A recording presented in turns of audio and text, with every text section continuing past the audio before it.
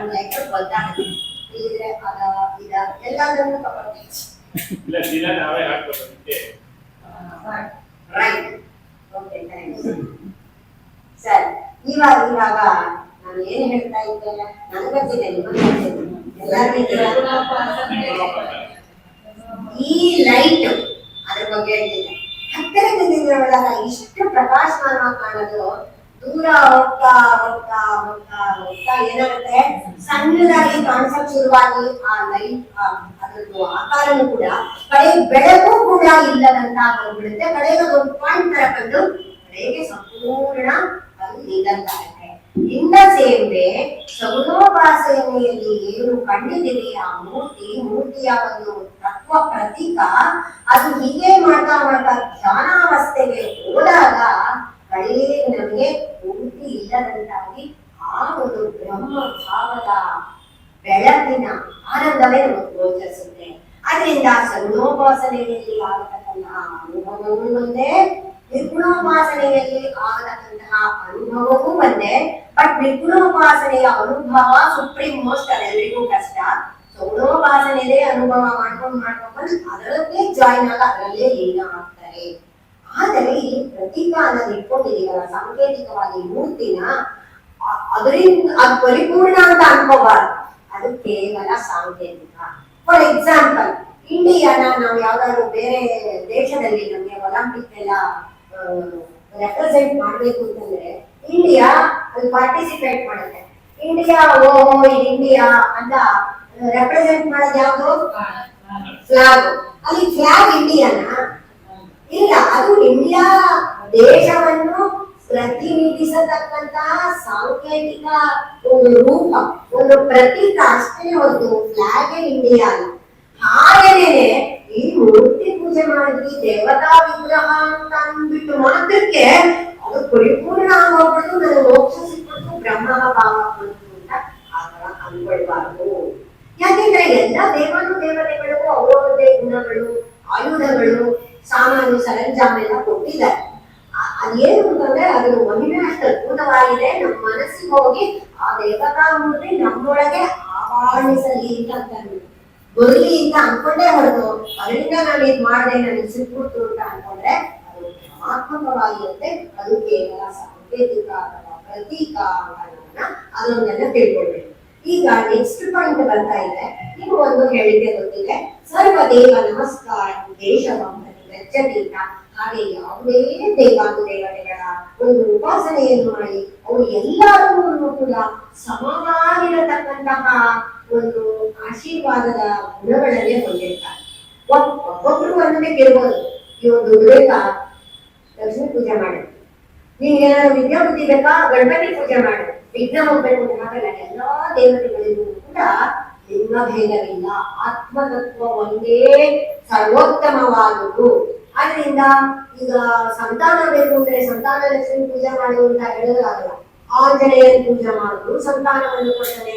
ಯಾಕೆ ಅಂತ ಹೇಳಿದ್ರೆ ಅವನಲ್ಲಿ ಲಿಂಗ ಭೇದ ಇಲ್ಲ, ಕೇವಲ ತತ್ವ ಆತ್ಮತತ್ವ ಲಿಂಗ ಭೇದ ಇಲ್ಲ. ಶರೀರ ಧಾರಣೆ ಮಾಡ್ಕೊಂಡು ಇಂಥದ್ದು ಆಗಿರೋದ್ರಿಂದ ನಾವು ಭೇದ ಮಾಡ್ತೀವಿ ಹೊರತು ಇವ್ರು ವಿಷ್ಣು, ಬ್ರಹ್ಮ, ಮತ್ತೆ ಇವ್ರು ಸರಸ್ವತಿ, ಲಕ್ಷ್ಮಿ, ಗಣಪತಿಯಿಂದ ಆದರೆ ಆ ತತ್ವಗಳಿಗೆ ಯಾವುದು ಭೇದ ಇಲ್ಲ. ಈಗ ವಿಘ್ನ ನಿವಾರಣೆ ಮಾಡ್ಬೇಕಾದ್ರೆ ಸರಸ್ವತಿನೂ ಆಡೋದಂತೆ ಮಾಡುವುದು. ವಿಘ್ನ ವಿನಾಶಿನಿ ವಿದ್ಯಾದಾಯಿ ಸರಸ್ವತಿ ಅಂತಾನೆ ಬರುತ್ತೆ. ವಿದ್ಯಾ ಬುದ್ಧಿಗೆ ಸರಸ್ವತಿನೂ ಉಂಟು, ಗಣಪತಿನೂ ಉಂಟು. ಹಣ ಬೇಕು ಅಂತಂದ್ರೆ ಸರಸ್ವತಿನೂ ಪೂಜೆ ಮಾಡಬಹುದು. ಯಾಕೆ? ಸರಸ್ವತಿ ವಿದ್ಯೆ ಕೊಡೋಳ ಅಷ್ಟೇನಾ? ವಿದ್ಯೆನ ಕಲಿತು 4 ಜನ ಕಲಿಸಿದ್ರೆ ಲಕ್ಷ್ಮಿ ತಾನಾಗೆ ಬರಲ್ಲ. ಸರಸ್ವತಿ ಮುಂದೆ ಲಕ್ಷ್ಮಿ ಹಿಂದೆ.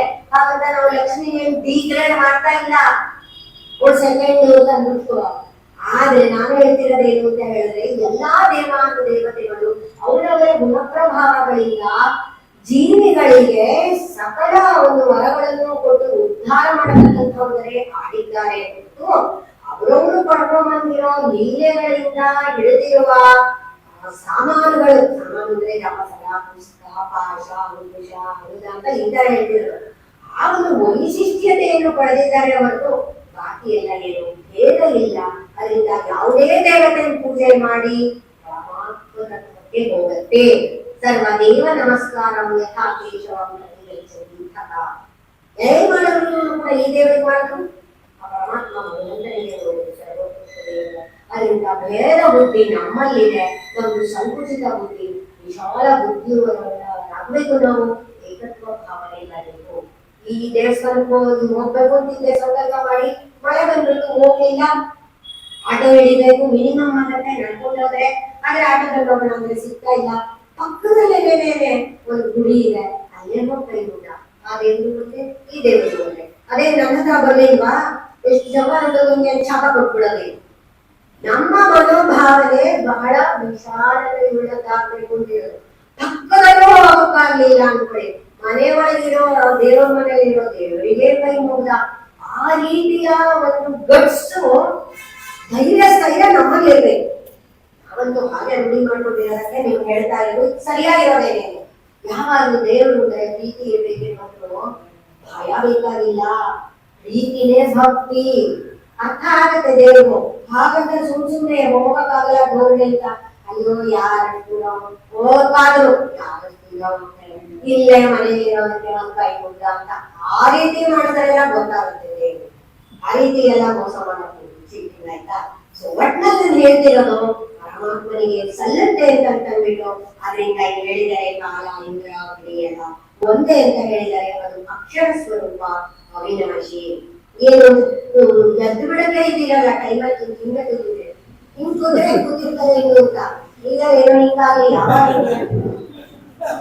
ಇರಿ 10 ನಿಮಿಷದಲ್ಲಿ ಮುಗಿಸೋಣ, ಒಂದು ಘಟ್ಟಕ್ಕೆ ಇದ್ದೀರಿ. ಯಾಕಂದ್ರೆ ನಿಮ್ಗಳಿಂದಾನೆ ನಾನು ಬೇರೆ ಹೇಳಿದ್ದು ಅನುಸಂಧಾನ ಯಾಕೆ ಮಾಡಲ್ಲ, ಶಿವ ಈಶ್ವರದ ಡಿಫ್ರೆಂಟ್ ಅಂತ ಹೇಳಿದ್ರೆ ನಾವು ಹೋಗ್ತಾ ಇದ್ದೀವಿ.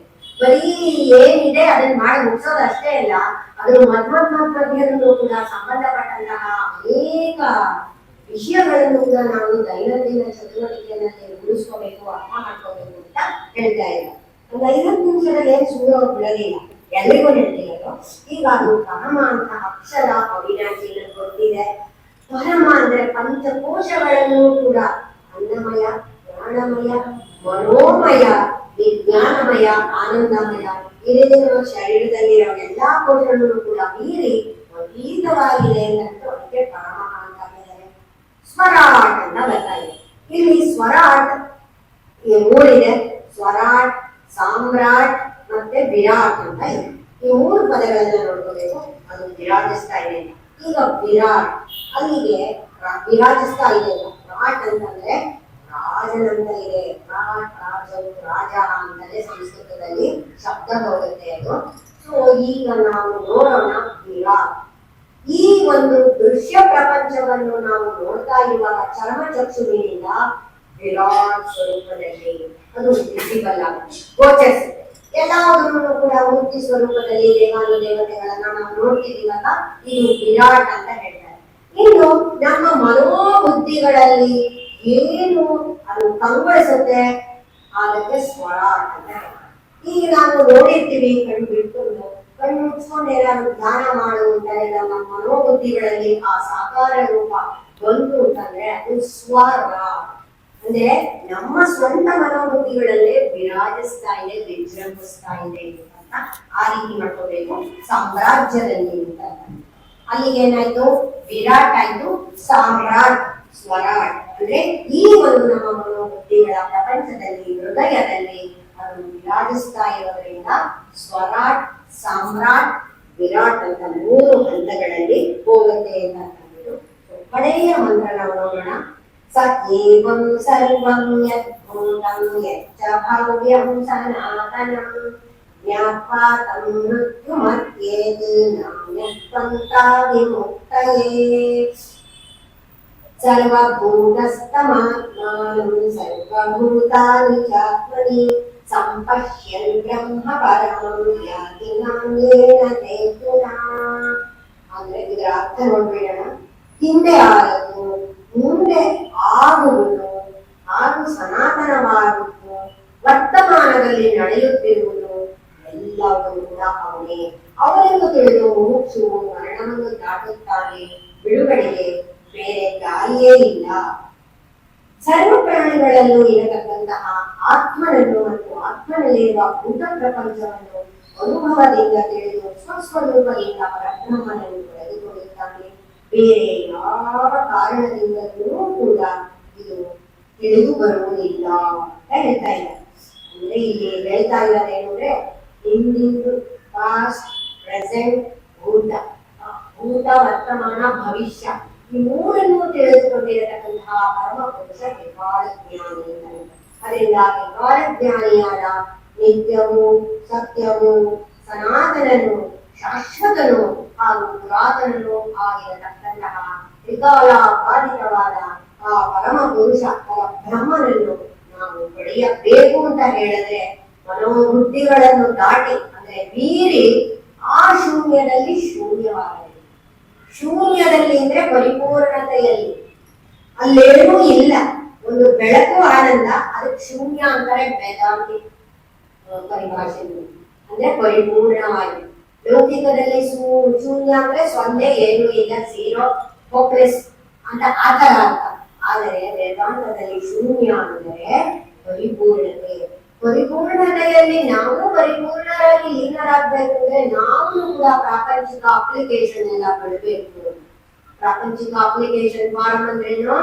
ವಯಸ್ಸು, ಯಾವ ಸೆಕ್ಸ್, ಫೀಮೇಲೋ ಮೇಲೋ, ಯಾರ ಹೆಂಡತಿ, ಯಾರ ಮಗಳು ಅಥವಾ ಯಾರ ಮಗ, ಏನು ಹುದ್ದೆ, ಎಲ್ಲಿ ವಾಸ, ಅಡ್ರೆಸ್ಸು ಎಲ್ಲ ಬಿಡ್ಬೇಕು. ಈ ಅಪ್ಲಿಕೇಶನ್ ಬಿಟ್ಟು ನಮ್ಮ ಮನೋಬುದ್ಧಿಗಳಿಂದಲೇ ಅದನ್ನ ತಿಳಿದು ಕೇನೋಪನಿಷತ್ತಿನಲ್ಲಿ ಅದನ್ನ ಮೀರಿ ಮಳೆಗೆ ಅದನ್ನ ಅಂತರಿಕ್ಷಕ್ಕೆ ಅಂದ್ರೆ ಆ ಬ್ರಹ್ಮನಲ್ಲಿ ನಾವು ಹಾರಬೇಕು. ಆವಾಗ ನಾವು ಕೂಡ ಶೂನ್ಯರಾಗ್ತೀವಿ, ಪರಿಪೂರ್ಣರಾಗ್ತೀವಿ. ಶೂನ್ಯದಲ್ಲಿ ಶೂನ್ಯ, ಸಕ್ಕರೆಯಲ್ಲಿ ಸಕ್ಕರೆ, ಹಾಲಿನಲ್ಲಿ ಹಾಲು, ನೀರಿನಲ್ಲಿ ನೀರು ಸೇರಿದಂತೆ ನಾವು ಒಂದಾಗ್ತೀವಿ. ಆವಾಗ ಒಂದಾದಾಗ ಬ್ರಹ್ಮಭಾವ ಬರುತ್ತೆ. ಎಲ್ಲರನ್ನು ತನ್ನಲ್ಲಿ, ತನ್ನನ್ನು ಎಲ್ಲರನ್ನು ಕೂಡ ಕಾಣ್ತಾನೆ. ಧ್ಯಾನಾವಸ್ಥೆಯಲ್ಲಿ ಹೋದಾಗ ಅವಾಗ ಹೇಳ್ತಾರೆ, ಈ ಒಂದು ಇಂದ್ರಿಯಗಳಿಂದ ನೋಡತಕ್ಕಂತಹ ಪ್ರಾಪಂಚಿಕ ದೃಶ್ಯ, ಮನೋಬುದ್ಧಿಗಳಿಂದ ನಾವು ಅನುಭವಿಸತಕ್ಕಂತಹ ಭಾವುಕತೆ ಹಾಗೂ ಬುದ್ಧಿಯಿಂದ ವಿಚಾರಶೀಲತೆ, ಇದೆಲ್ಲವೂ ಸಮ್ಮಿಳನಗೊಂಡು ಆತ್ಮ ಚೈತನ್ಯದಲ್ಲಿ ಲೀನವಾಗಿ ಏಕತ್ವ ಭಾವ ಬರುತ್ತೆ. ಆವಾಗ ಆ ಬ್ರಹ್ಮಭಾವ ಉದಯಿಸಿ ಆ ಜ್ಞಾನ ಬರುತ್ತೆ. ಬ್ರಹ್ಮ ಜ್ಞಾನವನ್ನು ಕೊಡತಕ್ಕಂಥದ್ದು ಆ ಬ್ರಹ್ಮವಿದ್ಯೆ. ಬ್ರಹ್ಮವಿದ್ಯೆ ಕಂಡುಬರುವುದು ಉಪನಿಷತ್ತಿನಲ್ಲಿ. ಎಲ್ಲ ಕೈವಲ್ಯ ಉಪನಿಷತ್ತಿನಲ್ಲಿ ಉಪನಿಷತ್ತು ತಿಳ್ಕೊಳ್ಳೋ ಮುಂಚೆ ಫಸ್ಟ್ ಪ್ರಿಲಿಮಿನರಿ ಇದೇನೇನೆ ಎಲ್ಲ ಬೇಸಿಕ್ಸ್ ಅರ್ಥ ಆಗ್ಬಿಟ್ರೆ ಈ ಬಾಕಿ ಉಪನಿಷತ್ತುಗಳು ಇದೆಯಲ್ಲ ಅವೆಲ್ಲ ತಾಂತಾನಾಗೆ ಅರ್ಥ ಆಗುತ್ತೆ ಅಂತ ಇಲ್ಲಿ ಹೇಳಿದರೆ. ಅದರಿಂದ ಆಶ್ವಲಾಯನ ಚತುರ್ಮುಖ ಬ್ರಹ್ಮ ಗುರುವಿನಲ್ಲಿ ಹೋಗಿ ಎಲ್ಲವನ್ನು ಕೂಡ ತಿಳ್ಕೊಂಡು ವೃತ್ತಿ ಮಾಡ್ಕೊತಾ ಇದ್ದಾನೆ. ಮೊದಲೇ ಸ್ವಲ್ಪ ತಿಳ್ಕೊಂಡಿಲ್ಲ, ಇನ್ನು ಸ್ಪಷ್ಟೀಕರಿಸ್ಕೊಳ್ತಾ ಇದ್ದಾನೆ. ನೀವು ಕೂಡ ಅದೇ ರೀತಿ ಸ್ಪಷ್ಟೀಕರಿಸ್ಕೊಂಡ್ರೆ ನಾವೆಲ್ಲರೂ ಆಫ್ಟರ್ ಆಲ್ ಅಲ್ಲ, ನಾವೆಲ್ಲರೂ ಅದ್ಭುತಗಳು. ಆದ್ರೆ ಅದನ್ನ ಕಂಡ್ಕೊಳ್ಳಕ್ಕೆ ನಮ್ಗೆ ಸಮಯವೂ ಇಲ್ಲ, ವ್ಯವಧಾನವೂ ಇಲ್ಲ. ಬಿಕಾಸ್ ಆಫ್ ಪ್ರಾರಬ್ಧ ಕರ್ಮಗಳು. ಅದರಿಂದ ಪ್ರಾರಬ್ಧ ಕರ್ಮಗಳನ್ನು ಸಂಭಾಳಿಸುತ್ತಾ ಇವುಗಳಿಗೂ ಬಾಳುತ್ತಾ ಗ್ರಹಿಸಿ ಧಾರಣೆ ಮಾಡಿ ಮನನ ಮಾಡಿ ಸ್ವಲ್ಪ ಮೇಲ್ಮಟ್ಟಕ್ಕೆ ಹೋಗೋಣ ಅನ್ನೋದೇ ನಮ್ಮೆಲ್ಲರ ಒಂದು ಆಶಯವಾಗಿದೆ ಅಂತ ಹೇಳ್ತಾ ಕಾರ್ಯಕ್ರಮವನ್ನು ನಾವು ಮೇಲೆ ಮುಕ್ತಾಯ ಮಾಡ್ತಾ ಇದ್ದೇವೆ. ಶ್ರವಣಿಸಿದ್ದಕ್ಕೆ ಧನ್ಯವಾದಗಳು. ಓಂ ನಮೋ ಬ್ರಹ್ಮಣೇ ನಮೋ ಅಸ್ಮತ್ಮಯೇ ನಮಃ ಪ್ರತಿಭ್ಯೈ ನಮಃ ಕೋಚರೀಭ್ಯಃ ನಮೋ ವಾಚೇ ನಮೋ ವಾಚಸ್ಪತಯೇ ನಮೋ ವಿಷ್ಣವೇ ಯುಗತೆ ಕರೋಮಿ. ಓಂ ಶಾಂತಿ ಶಾಂತಿ ಶಾಂತಿ. ಹರಿ ಓಂ ಶ್ರೀ ಗುರುಭ್ಯೋ ನಮಃ. ಹರಿ ಓಂ.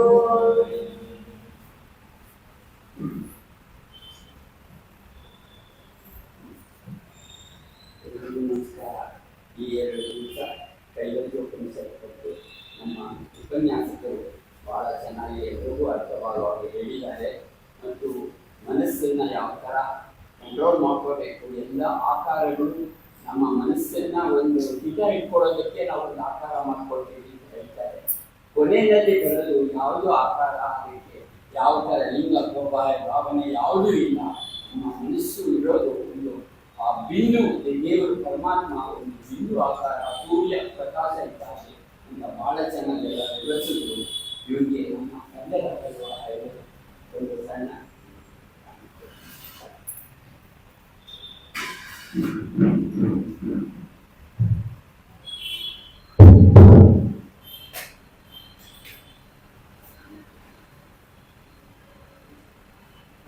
ಮಂಗಳ ಎಲ್ಲ